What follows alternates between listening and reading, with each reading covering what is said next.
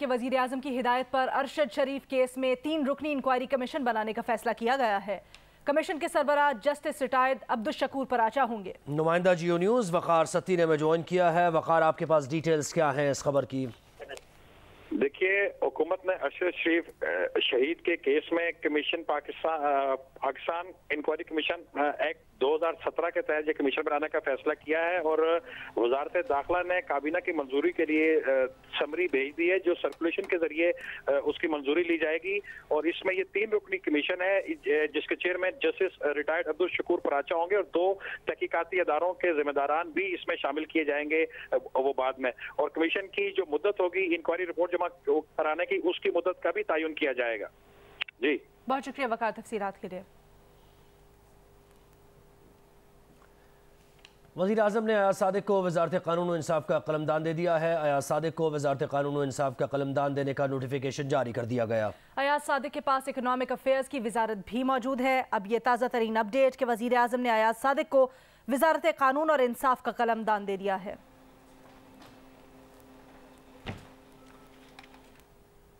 आगे बढ़ते हैं। PTI मार्च में खातून रिपोर्टर की हलाकत के बाद अस्पताल कार्रवाई की वीडियो जारी की गई है। वीडियो में सूबाई वजीर असलम इकबाल सदफ के शौहर को कागज़ और पेन देते हुए दिखाई दे रहे हैं। कागज़ पर अपना नाम और बल्दियत भी लिखें। पुलिस एहलकार ने सदफ के शौहर से ये गुफ्तगू की है। वीडियो में असलम इकबाल पुलिस एहलकार को कागज़ पर सदफ के शौहर से अंगूठा लगवाने का भी इशारा कर रहे हैं। मज़ीद तफसीलात जानते हैं, हमारे नुमाइंदे अहमद फराज हमारे साथ मौजूद हैं। अहमद, तफसीलात से आगाह कीजिएगा। जी लीना, ये बड़ी ही अहम वीडियो है और ये तब की वीडियो है जब जो है सदफ जो थी उनकी डेड बॉडी जो थी वो THQ हॉस्पिटल कमोकी में मौजूद थी। हम जब वहाँ पे गए थे, क्योंकि जब इसका वाकया मतलब एम्बुलेंस के साथ हम हॉस्पिटल में मौजूद थे, 2-2.5 घंटे तक तो वहाँ कोई नहीं आया था। लेकिन जब ये बात होने लगी कि मुकदमा दर्ज होगा, कंटेनर को कब्जे में ले जाएगा, तो उसके फौरी बाद फिर मियां असलम इकबाल और दीगर उनके जो है उनके साथ साथी थे, ये अस्पताल पहुंच गए। और ये अब आप देख सकते हैं, ये वीडियो जो है ये MS के कमरे में है और जहाँ उनके शौहर भी बैठे हैं नईम, और वहाँ पर एक सफेद कागज पर, कोई स्टाम्प नहीं बल्कि एक सफेद कागज पर ये लिखवाया जा रहा है कि वो कोई कार्रवाई नहीं कराना चाहते। और इस जो तहरीर लिखी गई है, इसमें सबसे अहम बात यह है कि इसमें जो क्राइम का जो टाइम है, जो वाकये का जो टाइम है, वो टाइम ही नहीं लिखा गया। सिर्फ इतना लिखा गया है कि बावक्त, यानी कि टाइम नहीं लिखा गया। और ये तहरीर लिखने के बाद उनका अंगूठा लगवाया गया है, उनसे साइन करवाया गया है और फिर डेड बॉडी उनके हवाले की गई। जबकि इस बारे में कानूनी माहिरीन का ये कहना है कि अगर इस वाकये का मुकदमा दर्ज होता तो वो ज़ेरे दफा 322 के तहत दर्ज किया जाता, और अगर मुकदमा दर्ज हो जाता तो ना सिर्फ कंटेनर के ड्राइवर को गिरफ्तार किया जाना था, बल्कि कंटेनर को भी पुलिस ने कब्जे में लेना था। सिर्फ इन दोनों चीजों से बचने के लिए मुकदमा नहीं दर्ज किया गया और लाश को बगैर किसी कानूनी कार्रवाई के वुर्सा के हवाले कर दिया गया। बहुत शुक्रिया अहमद फराज तफसीलात के लिए।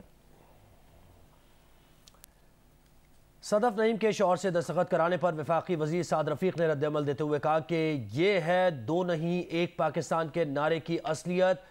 शहीद रिपोर्टर के खावंद से घेरा डालकर कैसे दस्तखत कराए गए?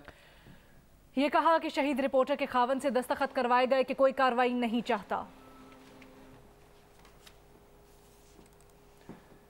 जाबाक रिपोर्टर सदफ नईम के शौहर ने जियो न्यूज़ से गुफ्तगू करते हुए कहा कि उन पर किसी ने कोई दबाव नहीं डाला। असलम इकबाल ने कहा कि अगर आप कार्रवाई करवाना चाहते हैं तो वो कह देते हैं।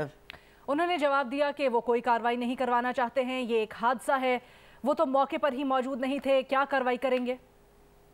इस्लामाबाद पुलिस की सिफारिश पर रेड जोन में तोसी कर दी गई। रेड जोन का इलाका शराय दस्तूर से बढ़ाकर 0 पॉइंट तक कर दिया गया। ऐसा क्यों किया गया है, जानते हैं नुमाइंदा जियो न्यूज़ एजाज सैयद ने ज्वाइन किया। एजाज, क्या मामला है, रेड जोन को तोसी क्यों दी गई है? जी, जिस तरह कि आपको पता है कि रेड जोन शराय दस्तूर तक महदूद था। रेड जोन का जो इलाका है उसे हाई सिक्योरिटी जोन कहता है। अब आपको पता है कि धरना आ रहा है, लॉन्ग मार्च आ रहा है, इमरान खान साहब उसकी क़यादत कर रहे हैं और माजी में भी जो इस तरह के धरने या लॉन्ग मार्च हुए हैं, प्रोटेस्ट हुए हैं, वो रेड जोन की तरफ रुख करते हैं या जो स्ट्रेटजिक पोजीशंस हैं वफाकी हुकूमत इस्लामाबाद की, उन पर आके कब्जा कर लेते हैं। इस मामले से बचने के लिए रेड जोन की तोसी की गई है। Embassy road, sector G6, G5, G7 का इलाका 0 पॉइंट तक उसे रेड जोन करार दिया गया है। फिर पिम्स जो सबसे बड़ा हॉस्पिटल है, पॉलीक्लिनिक जो हॉस्पिटल है, वो रेड जोन के अंदर करार दे दिए गए हैं। जो बड़ा कारोबारी मरकज है ब्लू एरिया, उसे भी रेड जोन के अंदर करार दे दिया है। तो जितने भी अहम पोजीशंस हैं ताकि कारोबारी जिंदगी मरकजी शहर में चलता रहे, उन तमाम को रेड जोन के अंदर समो लिया गया है। और इस्लामाबाद पुलिस की सिफारिश पर वफाकी इंतजामिया ने बहुत शुक्रिया एजाज सैयद, आपने डिटेल्स दी। चेयरमैन तहरीक इंसाफ इमरान खान कहते हैं जीटी रोड पर लॉन्ग मार्च के साथ अवाम का समंदर है, वो 6 माह से मुल्क में इनकलाब बर्पा होते देख रहे हैं। इमरान खान ने कहा सवाल सिर्फ ये है कि क्या ये इनकलाब बैलेट बॉक्स के जरिए होगा या खून रेजी के जरिए। और चेयरमैन पीटीआई अपनी आवाज पहुंचाने के लिए बेताब हैं, कभी धमकी कभी वास्ते। सुबह बयान में इनकलाब के खूनी होने की धमकी दी और दोपहर में एस्टेब्लिशमेंट से अवाम की आवाज सुनने के लिए अल्लाह का वास्ता दे डाला। कहा आप इन चोरों के साथ खड़े ना हो, जो इनके साथ खड़ा होगा इनके साथ रंगा जाएगा। मुशर्रफ ने दोनों खानदानों को करप्शन पर हटाया तो सारी कौम एस्टेब्लिशमेंट के साथ खड़ी हुई।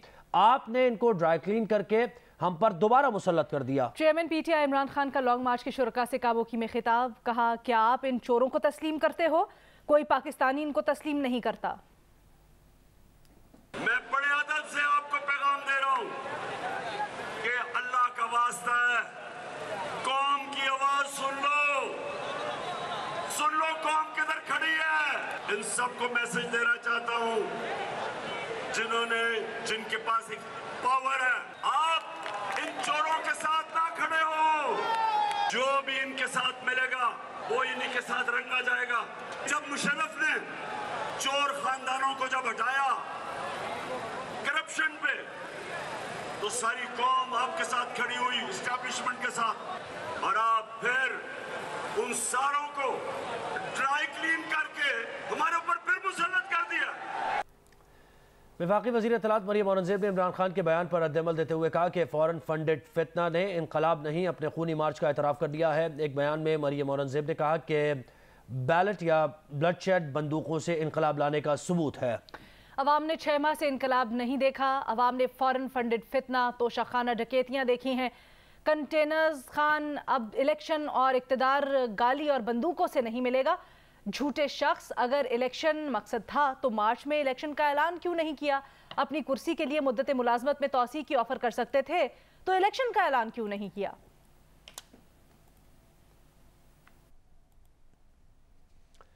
चेयरमैन पीटीआई इमरान खान ने कहा कि जो मीडिया इनके साथ खड़ा नहीं होता वो बेचारे मुल्क छोड़कर चले जाते हैं। कहा जो तनकीद करते हैं उन्हें धमकियां दी जाती हैं।